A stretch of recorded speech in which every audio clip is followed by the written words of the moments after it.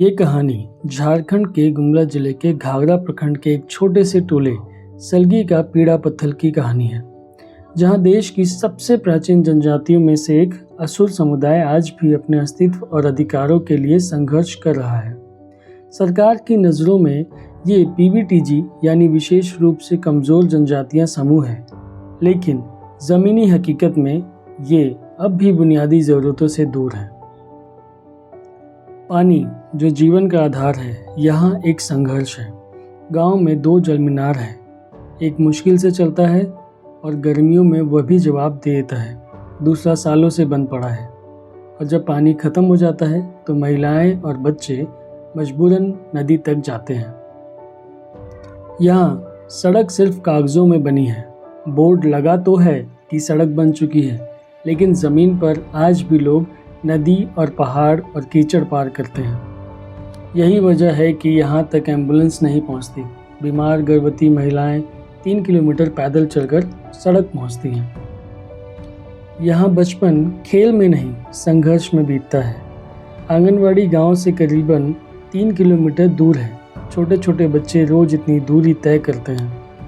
और जो प्राथमिक स्कूल पीड़ा पत्थल में है, उसकी हालत इतनी जर्जर है कि वहाँ ना तो बच्चे का पढ़ने का मन करेगा और ना ही पढ़ाने वाले का।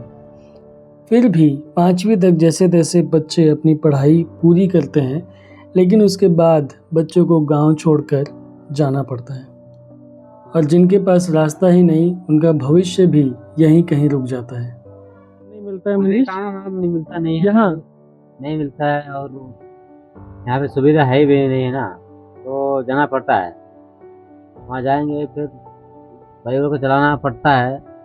फिर वहाँ से जाके परिवार को चलाने के लिए भेजना पड़ता है पैसा वैसा।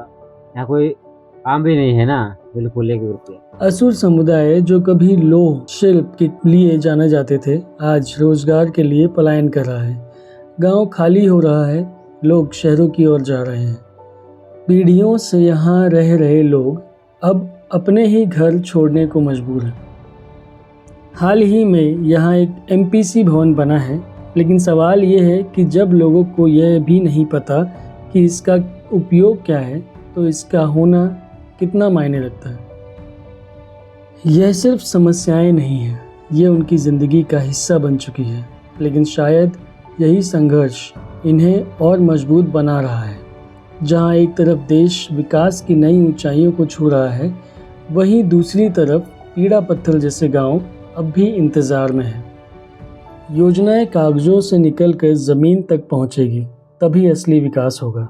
मैंने इसकी जानकारी गुमला डीसी को ट्विटर पर दी ताकि इस पर कुछ बदलाव आ सके।